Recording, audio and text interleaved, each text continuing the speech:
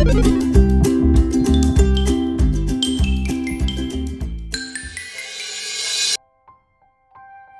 pagi anak-anak. Kita akan memulai pelajaran agama ya. Hari ini kita akan belajar tentang hidup yang dipimpin oleh Roh Kudus.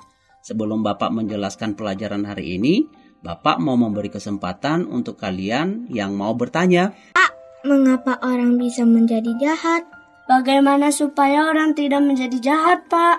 Anak-anak, manusia menjadi jahat terhadap sesamanya karena manusia sudah jatuh ke dalam dosa dan menuruti keinginan daging.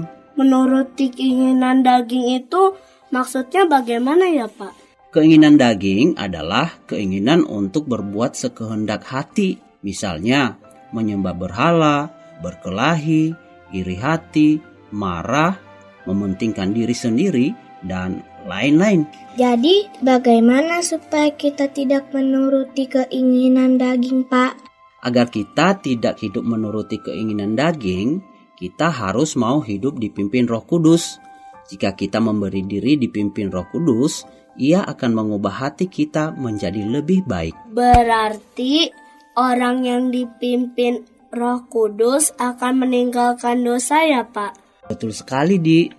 Kita bisa menjadi orang baik dengan tuntunan Roh Kudus. Saya mau dipimpin Roh Kudus, Pak. Saya nggak mau jadi orang yang berbuat jahat. Sudah seharusnya begitu anak-anak. Kalau kita mau dipimpin oleh Roh Kudus, kita akan memiliki perilaku yang penuh kasih, bersukacita, cinta damai, sabar, murah hati, baik, setia, dan lemah lembut. Kalau semua orang mau hidup dipimpin oleh Roh Kudus, pasti tidak akan ada kejahatan ya, Pak? Iya, Di. Oleh karena itu, mari kita berdoa agar semakin banyak orang yang mau hidup dipimpin Roh Kudus. Adik-adik, mengapa orang bisa menjadi jahat? Mari kita baca Galatia 5 ayat 16 sampai 18. Maksudku, hiduplah oleh roh, dan kamu tidak akan menuruti keinginan daging. Sebab keinginan daging berlawanan dengan keinginan roh, dan keinginan roh berlawanan dengan keinginan daging. Karena keduanya bertentangan, sehingga kamu tidak melakukan apa yang kamu kehendaki. Namun, jikalau kamu memberi dirimu dipimpin oleh roh, kamu tidak hidup di bawah hukum Taurat.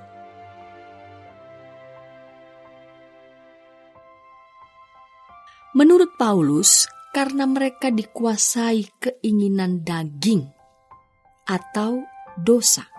Keinginan daging mencakup menyembah berhala, berkelahi, iri hati, marah, mementingkan diri sendiri, dan lain-lain.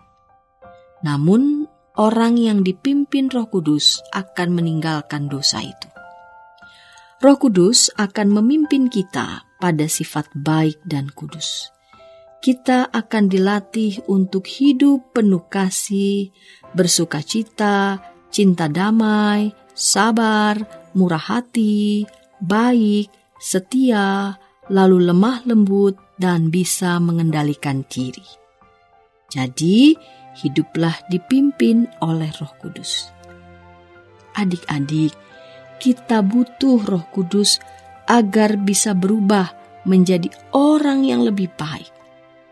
Tanpa Roh Kudus, kita akan menjadi egois, kasar, dan jahat. Karena itu, berilah diri kita dipimpin Roh Kudus. Percayalah, makin hari hidup kita akan lebih baik dan berguna. Mari berdoa. Bapa di surga, barui hatiku dengan Roh Kudus-Mu. Dalam nama Tuhan Yesus, aku berdoa. Amin.